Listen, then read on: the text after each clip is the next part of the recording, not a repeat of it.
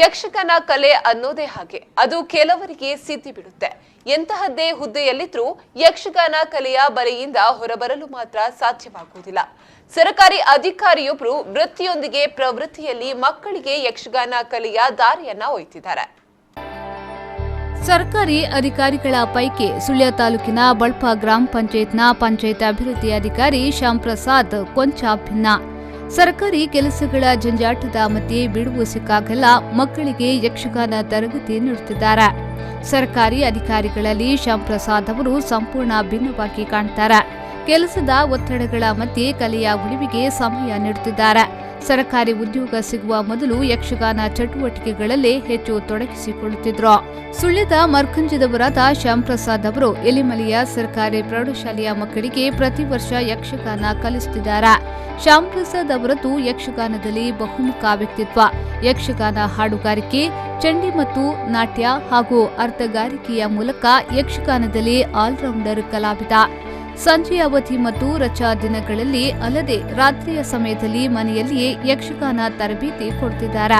ಅಲ್ಲದೆ ಕಾಲಾವಧಿಯಲ್ಲಿ ನಡೆಯುವ ಕಾರ್ಯಕ್ರಮಗಳಲ್ಲಿ ನಡೆಯುವ ಯಕ್ಷಗಾನಗಳಿಗೆ ಹೋಗ್ತಿದ್ದಾರೆ. ಮಕ್ಕಳ ಮೂಲಕ ಯಕ್ಷಗಾನ ಕಲೆಯನ್ನ ಉಳಿಸಿ ಬೆಳೆಸುವ ಪಣ ತೊಟ್ಟಿರುವ ಶ್ಯಾಮ್ ಪ್ರಸಾದ್ ಅವರು ಎಲಿಮಲೆ ಸರ್ಕಾರಿ ಪ್ರೌಢಶಾಲೆಯಲ್ಲಿ ಶಿಕ್ಷಕರಾಸೆಯಂತೆ ಯಕ್ಷಗಾನ ತಂಡ ಕಟ್ಟಲು ಶ್ರಮಿಸುತ್ತಿದ್ದಾರೆ. ಈ ಬಗ್ಗೆ ಪಂಚಾಯತ್ ಅಭಿವೃದ್ಧಿ ಅಧಿಕಾರಿ ಶ್ಯಾಮ್ ಪ್ರಸಾದ್ ಪ್ರತಿಕ್ರಿಯೆ ನೀಡಿ, ಸರ್ಕಾರಿ ಉದ್ಯೋಗ ಸಿಗುವ ಮೊದಲು ಎಲೆಮಲೆ ಶಾಲೆ ಮತ್ತು ಇತರ ಶಾಲೆಗಳಲ್ಲಿ ಮಕ್ಕಳಿಗೆ ಯಕ್ಷಗಾನ ತರಬೇತಿಯನ್ನ ನೀಡುತ್ತಿದ್ದ. ಈಗ ಸರ್ಕಾರಿ ಕೆಲಸಗಳ ಜಂಜಾಟದಲ್ಲಿ ಯಕ್ಷಗಾನ ಕಲಿಸಿಕೊಡಲು ಸಮಯ ಸಿಗುತ್ತಿಲ್ಲ. ಆದರೂ ರಜೆಯ ದಿನಗಳಲ್ಲಿ ಅಲ್ಲದೆ ಮನೆಯಲ್ಲಿ ರಾತ್ರಿ ಯಕ್ಷಗಾನ ತರಬೇತಿಯನ್ನ ನೀಡುತ್ತಿದ್ದೇನೆ. ಕಾರ್ಯಕ್ರಮಗಳಿಗೆ ಸೀಮಿತವಾಗಿ ಕಾಲಾವಧಿ ಕಾರ್ಯಕ್ರಮಗಳಿಗೆ ಮಾತ್ರ ಹೋಗ್ತಿದ್ದೇನೆ. ಶಿಕ್ಷಕರ ಆಸಕ್ತಿಯ ಮೇರೆಗೆ ತರಬೇತಿ ನೀಡುತ್ತಿದ್ದೇನೆ ಎಂದು ಹೇಳಿದ್ರು. ಇತ್ತೀಚೆಗೆ ಉದ್ಯೋಗದಿಂದಾಗಿ ನನಗೆ ಹೆಚ್ಚು ತೊಡಗಿಸಿಕೊಳ್ಳಿಕ್ಕೆ ಆಗುವುದಿಲ್ಲ. ಎಲ್ಲಿ ಕಾರ್ಯಕ್ರಮಗಳ ಆಯೋಜನೆ ಆಗಿದೆ ಅಲ್ಲಿ ಅದಕ್ಕೆ ಸಂಬಂಧಪಟ್ಟಷ್ಟು ಎಷ್ಟು ಸಾಧ್ಯವಷ್ಟನ್ನು ನಾನು ರಜಾ ದಿನ ಮತ್ತು ರಾತ್ರಿ ಹೊತ್ತು ಮನೆಯಲ್ಲಿ ಅವರು ಅಧ್ಯಾಪಕರು ಅವರು ನಮ್ಮ ಮನೆಗೆ ಕರ್ಕೊಂಡು ಬರ್ತಾರೆ.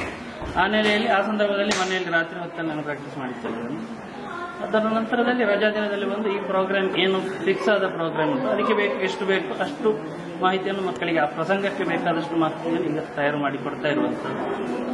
ಹೊರತುಪಡಿಸಿ ಕಾರ್ಯಕ್ರಮಗಳಿಗೆ ಬಹಳ ಸೀಮಿತವಾಗಿ ನಮ್ಮ ಉದ್ಯೋಗದ ನೆಲೆಯಲ್ಲಿ ಎಷ್ಟು ಸಾಧ್ಯ ಸೀಮಿತವಾಗಿ ನಮ್ಮ ರಜಾ ದಿನಗಳನ್ನು ಅನ್ವಯಿಸಿಕೊಂಡು ಕಾಲಾವಧಿಗೆ ಸಂಬಂಧಪಟ್ಟ ಕಾರ್ಯಕ್ರಮಗಳಿಗೆ ಮಾತ್ರ ಪೂರ್ಣರಾತ್ರಿ.